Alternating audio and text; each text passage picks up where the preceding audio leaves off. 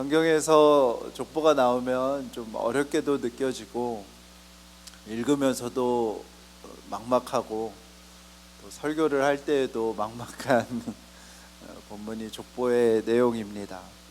족보가 나오면 그냥 휙 지나가기가 쉬운데 의외로 족보는 되게 중요한 위치와 역할을 차지합니다. 성경의 저자들이 자기가 쓰고자 하는 주제를 가장 명확하게 담아내는 것이 각 성경에 나오는 족보가 되기 때문입니다. 성경에 관심이 있으신 분들은 누가복음 3장의 족보와 마태복음 1장의 족보가 많이 다르다는 것을 아실 겁니다. 가장 먼저 다른 점은 방향 자체가 다르죠.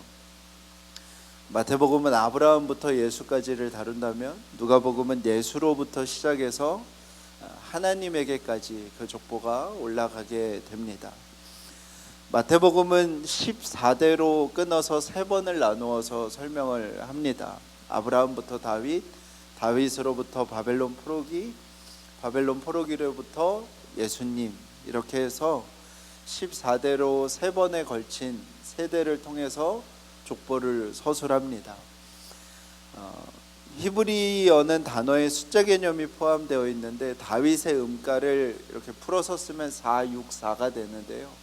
그래서 다윗 하면 14가 다윗의 상징적인 숫자가 됩니다. 우리 시대에도 23 하면 뭐가 떠오르시죠? 농구를 좋아하시는 분들은 23 하면 마이클 조던이 떠오르거든요. 그거인 것처럼 유대인들에게 14 하면 떠올려지는 사람이 있으니 그 사람이 다윗입니다. 그러니까 유명한 운동선수를 이렇게 그 등번호를 영구결번을 하는데요, 마치 다윗의 영구결번과 같은 번호가 14인 것이죠. 그래서 마태복음은 다윗의 후손으로 오시는 예수님을 강조하기 위해서 다윗이라는 그 숫자 14를 세 대로 나누어서 예수님의 족보를 작성을 합니다.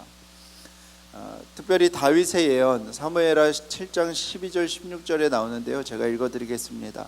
너의 생애가 다하여서 내가 너의 조상들과 함께 묻히면 내가 내 몸에서 나올 자식을 후계자로 세워서 그의 나라를 튼튼하게 하겠다.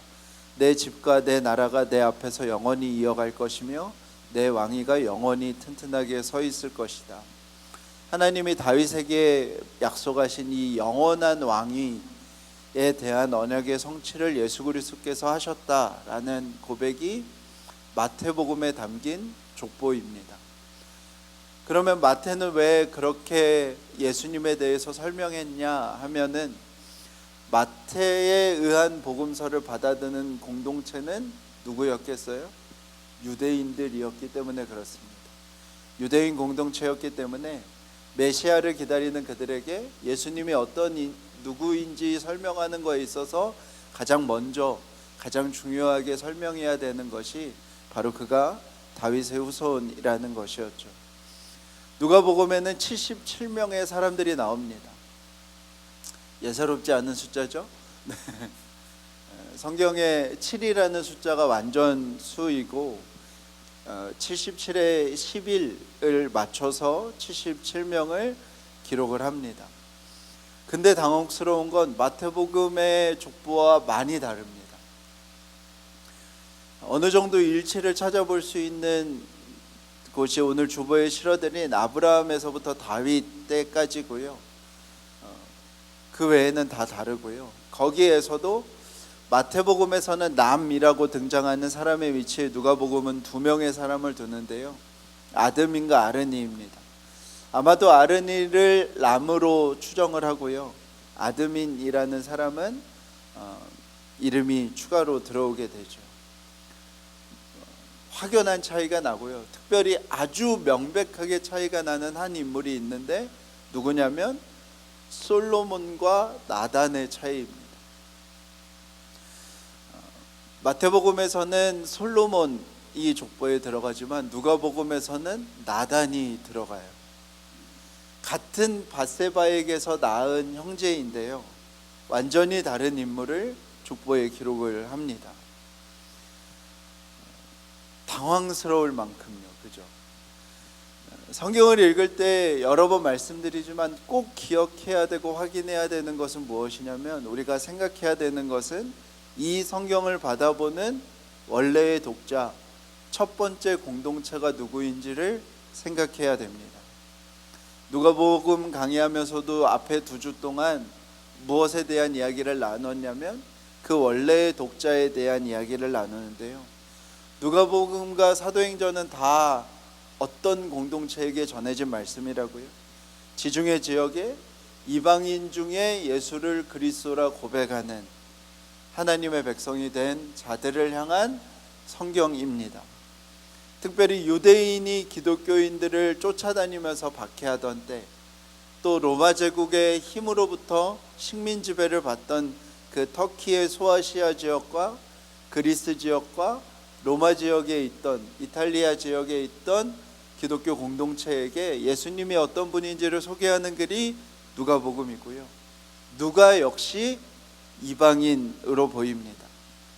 그러니까 누가복음은 이방인 저자가 이방인을 향하여 기록한 성경이 누가복음인 것이에요. 그러면 누가는 당연히 관심을 무엇에 두고 기록하겠습니까? 하나님의 구원이 모든 이방인을 향하여 있다, 하나님의 구원은 모든 이방인을 향한 초청이다 라는 것을 전하는 것이 목표입니다. 마태는 족보를 통해서 권위를 부여하려고 하였다면, 누가는 족보를 통해서 우리가 어떤 사람들인지 정체성을 기록하기 위하여, 전달하기 위하여 기록한 것이죠. 다윗의 후손으로 오신 예수님을 강조하고 싶었던 마태와 달리 누가는 하나님의 아들로 오신 예수 그리스도를 전하고요, 모든 이방인을 구원자로 품으신 예수 그리스도를 전하기 위하여 족보를 기록하는 것입니다. 그러면 우리는 이렇게 생각을 또 하게 되죠. 그러면 틀린 거 아닌가? 어찌됐든 마태복음의 기록과 누가복음의 기록이 다르면 틀린 거 아닌가라는 생각이 들죠. 각 공동체의 상황이 있다는 거 오케이, 성경이 각 공동체의 기록이 됐다는 거 오케이, 그래도 사실관계가 틀리면 틀린 게 아닌가라는 생각이 우리에게 듭니다. 이건 역시 우리가 우리 시대 2025년을 살아가는 우리의 사고와 처음 복음서를 받아든 원래의 공동체의 사고가 달랐음을 알아야 합니다. 그러니까 우리는 사상적으로도 발전이 되어 있고요, 논리도 발전이 되어 있고요, 과학적 사고도 발달이 되어 있습니다. 그러니까 저와 여러분은 무슨 사고를 할 때 어떤 생각 속에서 자연스럽게 동원되는 것이 뭐냐면, 인류가 그동안 겪어왔던 사상적, 논리적, 과학적 발전들을 가지고 무엇을 판단합니다. 대표적인 게, 과학으로 성경을 읽을 수 있을까? 그게 불가능합니다. 왜냐하면 성경이 기록된 원래의 공동체들은 과학이라는 게 없던 시대예요. 그러니까 그들에게 있었던 과학이라는 것은 점성술 외에는 없었습니다. 전염병은요, 바이러스와 세균으로 인한 것이 아니라 하나님의 심판이었던 시대였고요, 개기일식은 해와 달이 겹쳐지는 것이 아니라 하나님의 진노라고 생각했던 사람들이었고요, 우리에게 바람은 기압차에 따라서 바람이 부는 거지만 성경이 기록됐던 사람들에게는 바람은 예측할 수가 없어서 어쩔 때는 생명의 바람이 되고 어쩔 때는 모든 것을 휩쓸어가는 바람이 되는 하나님의 숨결, 하나님이 함께 하시는 것이 바람이라고 믿었던 시대의 사람들입니다. 바다는 모든 생명의 근원이기도 하지만 사람이 통제할 수 없고 억제할 수 없는 무서운 대상이기도 하여서 하나님의 구원과 심판이 바다에 공존한다고 믿었던 사람들이에요. 그런데 이렇게 생각한다고 해봅시다. 성경의 전염병에 대해서, 개기일식에 대해서, 바람에 대해서, 바다에 대해서 지금 우리가 알고 있는 과학적 지식과 다르게 기록되어 있다고 해서 성경이 틀리다고 말할 수 있겠습니까? 그럴 수가 없는 거예요. 그러니까 하나님께서 전염병과 개기일식과 바람과 바다를 통해서 그들에게 자신이 누구인지, 자신이 무엇을 바라는지, 자신의 뜻이 무엇인지를 나타내 보이시는 것을 우리가 읽고 그것을 해석하는 것입니다. 마태복음과 누가복음의 족보도 마찬가지입니다. 마태의 족보도 구약에 나오는 인물 중에 생략되어 있는 인물들이 많아요. 왜요? 마태는 의도적으로 무엇을 한 거예요? 14대라는 그 숫자를 맞추기 위해서 생략한 인물들이 많이 있습니다. 누가의 족보 역시 성경에 기록된 인물, 성경에서 찾아볼 수 없는 인물들이 30명이 넘어요. 성경에 기록이 없어요. 그러면 우리는 그렇게 생각을 하죠. 그러면 틀린 거 아닌가? 그러면 잘못된 거 아닌가? 아닙니다. 성경이 기록된 시대의 사람들에게 중요한 건 그 이야기 속에 무엇을 담아서 전달하는지가 중요한 거예요. 다시 한번요. 성경이 기록됐던 사람들에게는, 그 시대 사람들에게는 우리가 생각하는 논리적, 사실적 근거의 모든 것이 정반합으로 맞춰지는 것이 중요한 게 아니라 그 이야기 속에 저자가 무엇을 담아서 전달하고자 하는지가 중요한 거예요. 우리가 성경을 읽을 때 이것을 늘 생각을 해야 됩니다. 족보를 볼 때에도 이것을 생각해야 돼요. 마태와 누가가 하나님의 마음을 전달하기 위해서 그 족보에 어떤 이야기를 담아서 전달했는가가 성경을 읽을 때는 중요한 관점인 것입니다. 우리에게는 논리적이고 정확한 기반을 가진 사실 전달이 중요한 시대지만요, 3000년, 2000년 전의 사람들에게 중요한 것은 하나의 이야기 속에 무엇을 담아서 전달하는지가 중요한 시대인 것이죠. 그래서 그 관점으로 누가복음의 족보를 살펴보면요, 가장 중요한 건 예수 그리스도는 유대인만의 구원자가 아니라는 거예요. 그래서 무엇을 기록하는 거예요?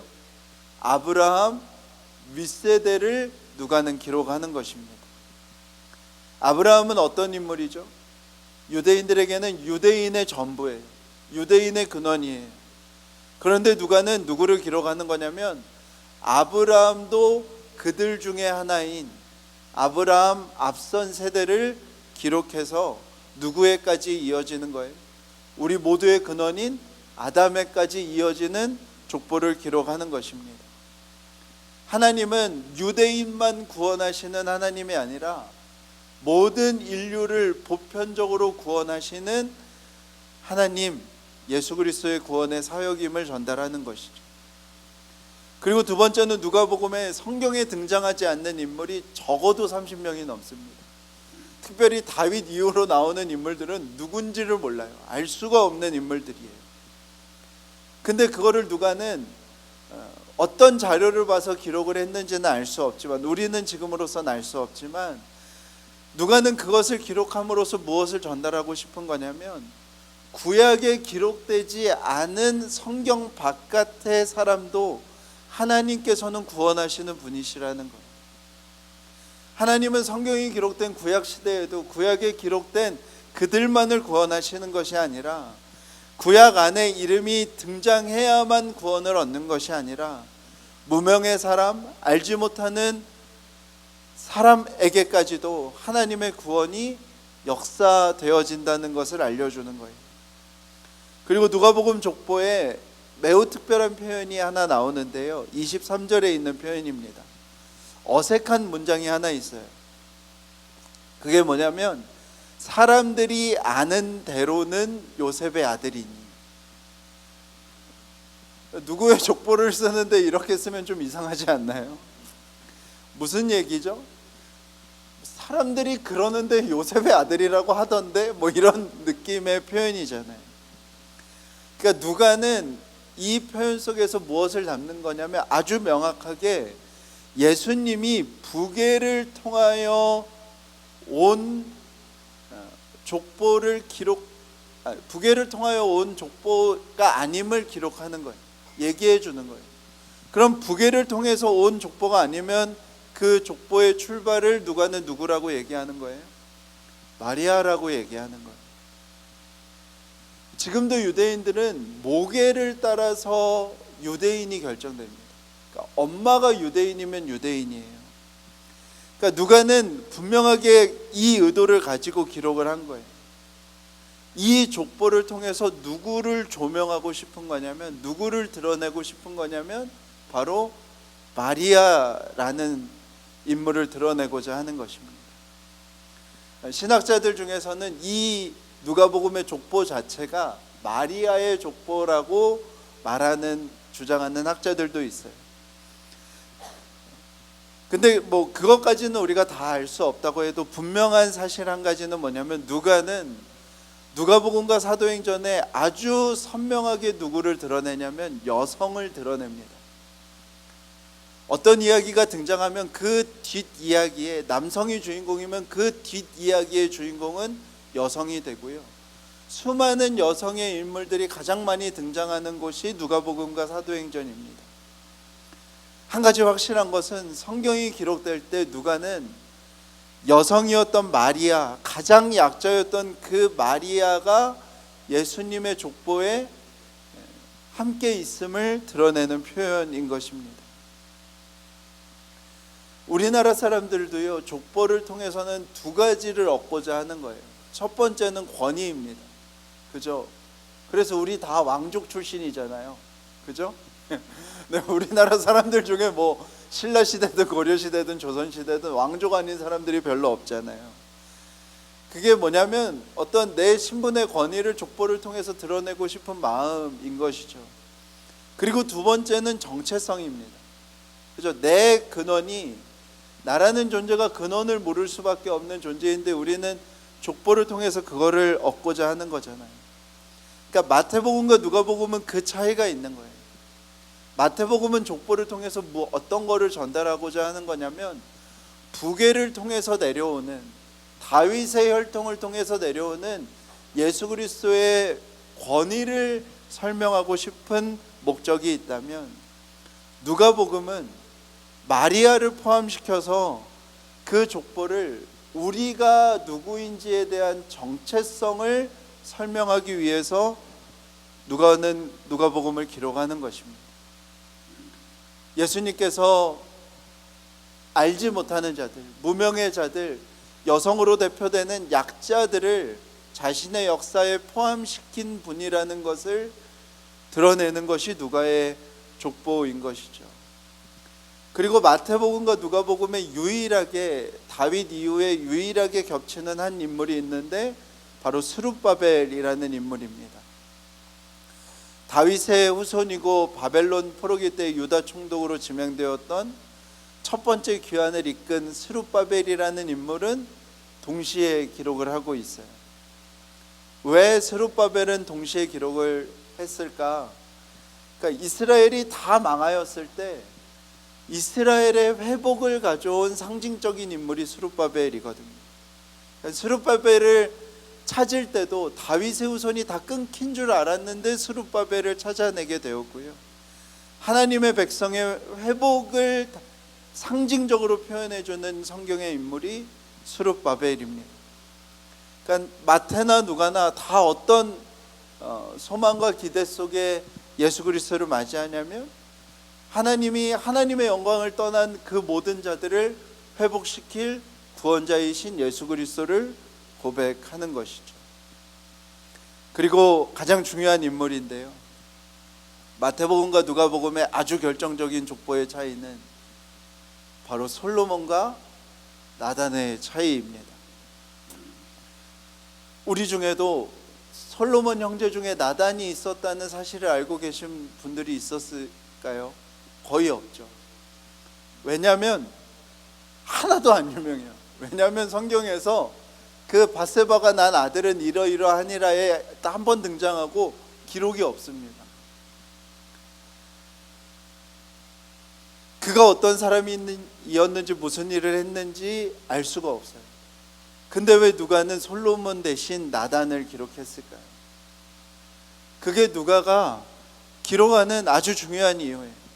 무엇이냐면 의도적으로 무명의 사람, 알려지지 않은 사람, 중요하지 않은 사람이었던 나단을 솔로몬을 대신해서 기록한 거예요. 그 대답이 사도행전 7장 스데반의 설교에 있는데요, 우리 주보에 있는데요, 사도행전 7장 46절에서 50절 한번 같이 읽어보겠습니다. 시작. 다윗은 하나님의 은총을 입은 사람이므로 야곱의 집안을 위하여 하나님의 거처를 마련하게 해달라고 간구하였습니다. 그러나 야곱의 집안을 위하여 집을 지은 사람은 솔로몬이었습니다. 그런데 지극히 높으신 분께서는 사람의 손으로 지은 건물 안에 거하지 않으십니다. 그것은 예언자가 말하기를 주님께서 말씀하신다. 하늘은 나의 보좌요 땅은 나의 발판이다. 너희가 나를 위해서 어떤 집을 지어주겠으며 내가 실만한 곳이 어디냐. 이 모든 것이 다 내 손으로 만든 것이 아니냐 한 것과 같습니다. 아멘. 사도행전에서 중요한 두 가지 설교가 나오는데, 하나는 베드로의 설교와 스데반의 설교입니다.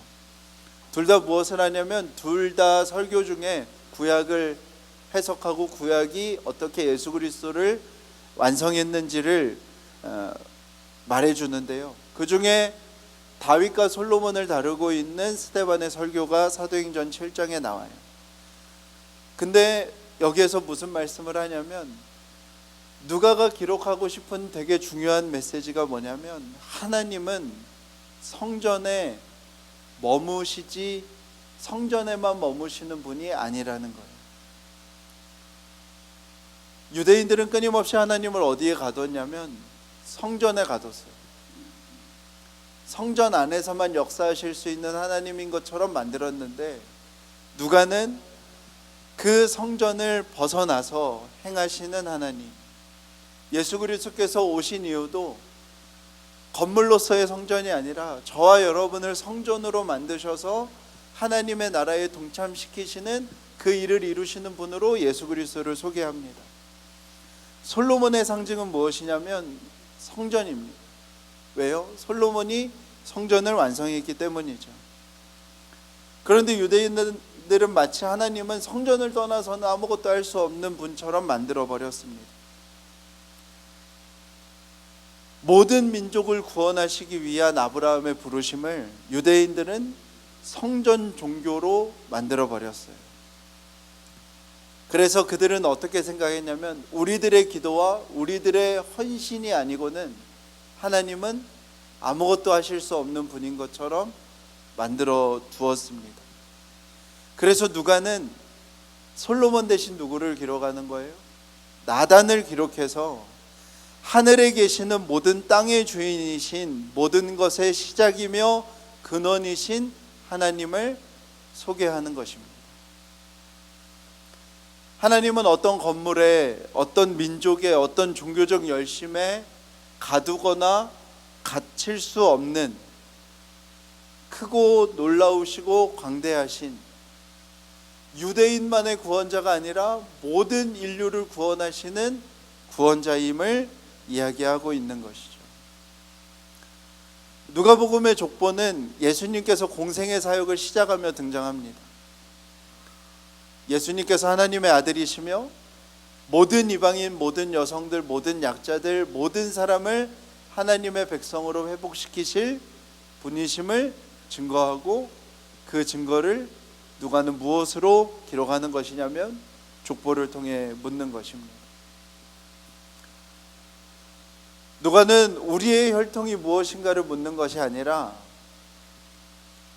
누가 이 하나님의 초청에 응답되는 사람들인가, 누구의 피를 부여받은 사람인가가 아니라 우리는 누구와 함께, 누구를 기억하며 누구와 함께 하나님의 이야기를 만들어가는 사람인가를 묻는 것이죠. 이번 주에 저희가 에스더서를 묵상했는데요, 에스더서도 동일한 관점의 구약 성경입니다. 한 가지를 우리에게 묻는 거예요. 이스라엘이 완전히 멸망했고요. 바벨론 제국이 무너지자 이스라엘이 독립을 하게 된 게 아니라 다른 제국이 이스라엘을 다스리게 됩니다. 성전은 무너졌고요. 이스라엘은 황폐해졌을 때 사람들 안에 무슨 마음이 드냐면, 우리가 기도해봤자, 우리가 종교적인 열심을 내봤자 도대체 무슨 일이 일어나냐, 아무런 소용없는 거 아닌가 하는 생각이 들 때 고레스 왕에 의해서 스룹바벨이 1차 귀환을 하고요. 이제 에스라가 2차 귀환을 앞둔 때에 에스더서가 등장합니다. 근데 에스더서의 이야기는 다 무슨 이야기냐면, 아수에로 왕이라는 사람이요, 쾌락만 쫓아요. 향락만 쫓아요. 그리고 하만이라는 악한 사람은 아주 악한 계획으로 유대인들을 진멸시키려고 하는 계획만 세워요. 왕은 쾌락만 쫓고 그 속에서 신하들은 간신들과 악한 계획을 세우는 신하들만 있는데, 그 역사를 넘어서 역사하시는 하나님을 에스더서가 우리에게 보여주는 것이거든요. 무엇을 이야기하는 것이냐면, 하나님은 성전에 갇히신 분이 아니라는 거예요. 사람들이 정성을 다해서 뭔가를 해드려야 무슨 역사를 하실 수 있는 분이 아니라는 거예요. 하나님을 믿을 때 우리는 하나님에 대해서 전능하신 하나님이라고 고백하는데, 전능하시다라는 것이 무엇이냐면, 하나님은 하나님이 원하시는 바를 하나님이 원하시는 때에 누구의 도움 없이도 행하실 수 있는 분이라는 거예요. 우리는 그 전능하신 하나님의 초청을 받은 사람들이지, 우리가 드리는 기도와 우리가 드리는 정성으로 그 하나님을 마치 어딘가에 가둬서 할 수 있는 사람들이 아닌 것입니다. 신앙생활 하다 보면 우리는 이것을 착각하게 되는 것 같아요.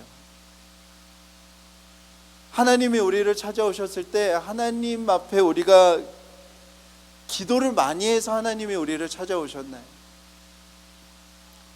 내가 하나님 앞에 마땅한 정성을 들였기 때문에 하나님이 우리에게 다가오셨나요? 그렇지 않거든요. 그런데 우리는 이상하게도 신앙생활을 하다가 늘 그 오해 속에 빠지는 것 같아요. 하나님은 내가 기도해야만 역사하시고, 하나님은 내가 마땅한 정성을 들여야만 내게 무엇을 주시고, 하나님은 지금도 우리에게 심판의 망치를 이렇게 들고 있다가 우리가 어떤 헌금을 드리면 오케이 하고 그 망치를 내려놓는 그런 하나님처럼 우리는 하나님을 생각하고 신앙생활을 하는지도 모르겠어요. 매블쇼를 보고 교회 방문하셨던 분 중에 그 다큐멘터리 감독님이 계세요. 그분과 이야기를 나누면서 그분이 이제 이번에 촬영을 하게 되는 분을 소개해 준 적이 있어요. 대한민국 국적자라면 절대로 들어갈 수 없는 나라가 있거든요. 어딘지 아시겠죠? 네. 가까이에 있는 그곳에서 이제 발달 장애 아이들, 소아마비 아이들을 섬기시는 선교사님에 대한 다큐멘터리를 준비하고 계시대요. 그리고 그분에 대한 책을 또 소개해 주셔서 제가 읽기도 한 게 한 달 전이었는데, 제가 이번 주에 그 원래 알던 교제하던 선교사님을 만나게 되었습니다. 근데 그분이 이제 선교지에 들어가게 된다는 거예요. 근데 너무 놀랍게도 그 선교사님 팀에 합류해서 들어가시게 되었다는 거예요. 그러니까 전혀 알지 못했던 건데 어떻게 두 분이 이렇게 동시에 그렇지 않은 생각이 들 만큼, 그분도 그래서 그 팀에 합류해서 대한민국 국적자라면 절대로 들어갈 수 없는 그 나라에 들어가시게 되었다고 하는 이야기를 하면서 이제 쭉 이야기를 하는데 참 인상 깊은 대화가 있었어요. 그분 아버지가, 그러니까 저랑 원래 알고 지냈던 선교사님 아버지가 고3 때 뇌졸중으로 쓰러지셨대요. 그래서 하반신을 쓸 수 없으셔서 너무 충격적인 일이고 고통스러운 일이었는데, 그로 인해서 자기가 재활의학에 대하여 관심을 갖고 재활학을 전공을 하셨다는 거예요.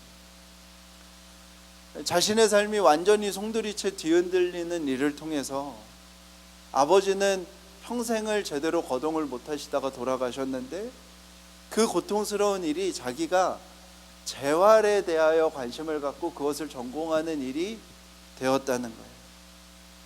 한국에서 살다가 일이 다 막히고 안 돼서 30살 때 캐나다로 이민을 가서 시민권을 취득하셨어요. 그러니까 고국에 대한 어떤 아픔들, 그런 상처들 속에서 단절을 하고 시민권을 취득하는 그 결정들 속에서도 너무너무 고통스러웠대요. 내가 왜 이렇게 이방 타향에서 살아야 하는지 하는 그런 고민들이 되게 길었던 시간이었다고 그래요. 그리고 이제 선교사로 헌신을 해서 중국에 선교사로 가셨는데, 그 시간들 내내 뭔가 이렇게 잘 모르겠네, 왜 이 시간들이 나에게 주어졌는지, 하나님, 나는 이 시간 속에서 무엇을 보고 무엇을 경험해야 되죠? 라고 묻던 시간들이었다고 그래요. 안식년에 한국에 들어왔다가 코로나가 터져서 중국에 아예 들어가지 못했는데, 그게 어느덧 5년 동안 못 들어가게 되었대요.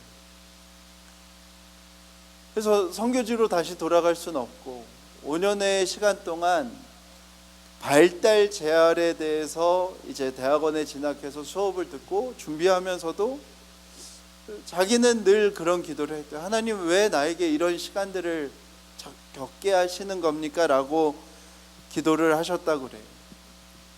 그런데 이번에 그 대한민국 국정처라면 절대로 들어갈 수 없는 나라의 그 팀에 본인이 발달 재활을 담당하는 팀으로, 의료팀으로 들어가서 한 팀이 되어 이제 올해 연말에 그 나라에 들어가게 되는 계획이 된 거예요.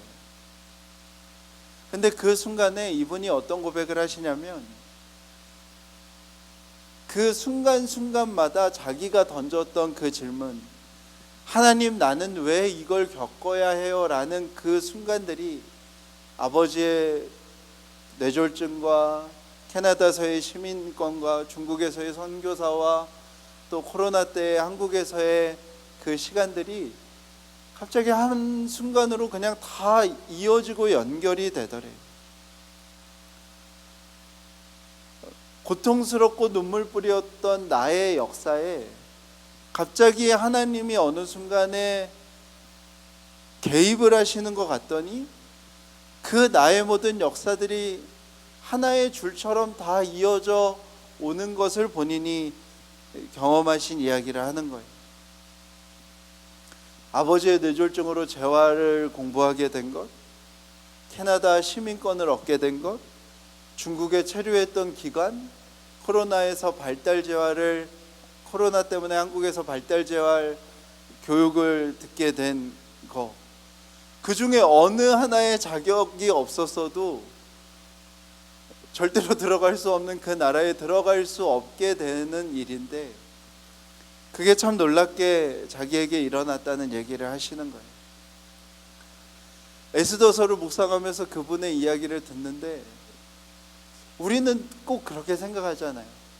내가 이렇게 기도를 착 해서 그것이 완벽하게 딱 이루어져서 그 끝에서 하나님의 역사가 나에게 확 펼쳐지고 다가오는 거라고 신앙생활을 늘 생각하지만, 그러던가요? 대부분은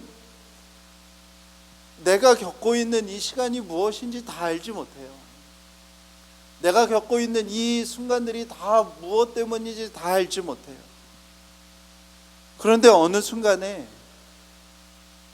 그것들이 마치 이어지고 연결되어져서, 아, 이것을 위함이었구나 라는 것이 깨달아지는 순간들이 우리에게 있는 것이죠. 신앙생활을 한다는 것은 내가 행하는 투두 리스트를 잘 수행하면 그 하나님이 나에게 속하여서 나를 잘 따라오시는 하나님인 것처럼 믿는 게 아니에요.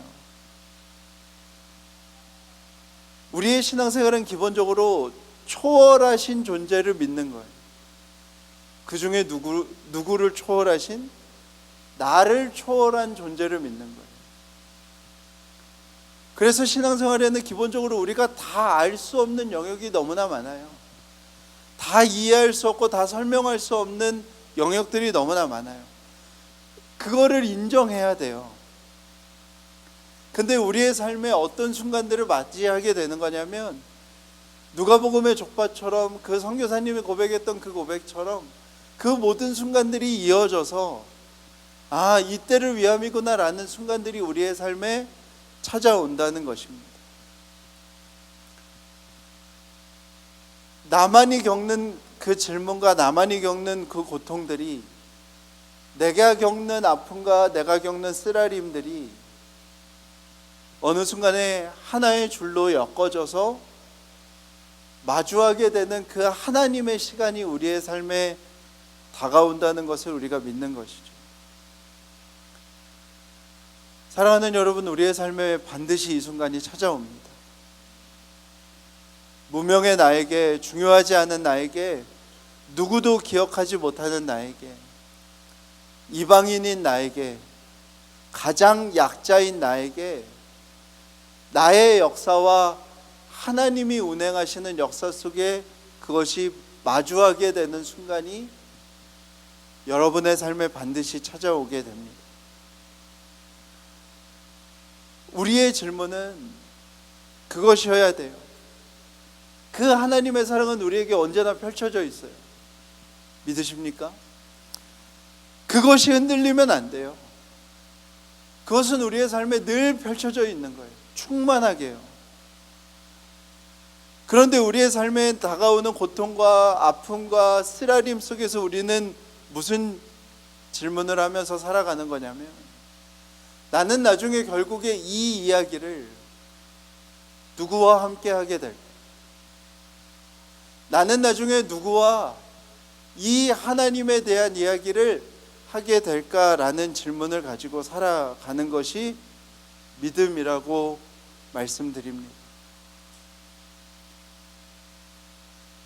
나의 역사를 다 지켜본 사람, 그 시간을 같이 있어준 사람, 혹은 내가 겪은 그 일로 인하여 함께 회복될 누구이기도 할 그 사람이 누구일까를 질문하면서 사는 것이죠. 그 시간 속에 하나님의 사랑을 의심하지 말고요, 그 나의 역사와 하나님의 역사가 만나게 되는 그때에 나는 그때의 누구와 하나님 이야기를 하게 될 건지를 모르며 살아가는 삶이 되시기를 축복합니다. 제가 되게 개척하고 힘들 때 제가 되게 위로를 받은 책은 다른 게 아니라 송기련 박사님이 쓴 그냥 하지 마라라는 책이었어요.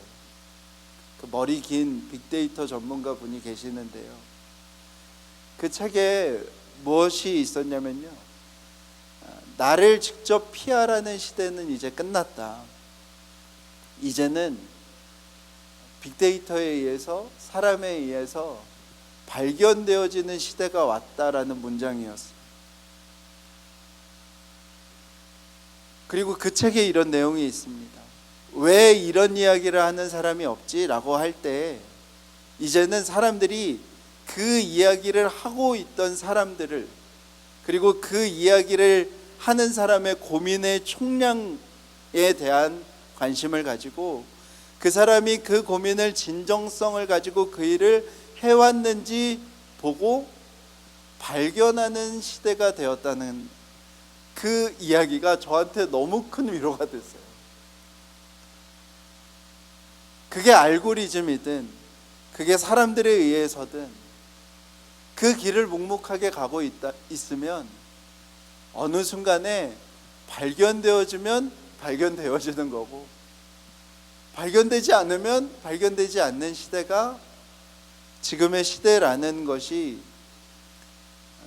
그 책에 있던 내용이었어요. 제가 그 책을 읽고 진짜 큰 위로가 되었어요. 왜냐하면 제가 이렇게 뭐 교회가 어떻게 성장해야 되는지에 대한 고민은 별로 하지 않았지만 한 가지 바람은 있었거든요. 지금 내가 하고 있는 고민들이, 내가 겪었던 질문들이 발견되어지는 때가 오면 좋겠다.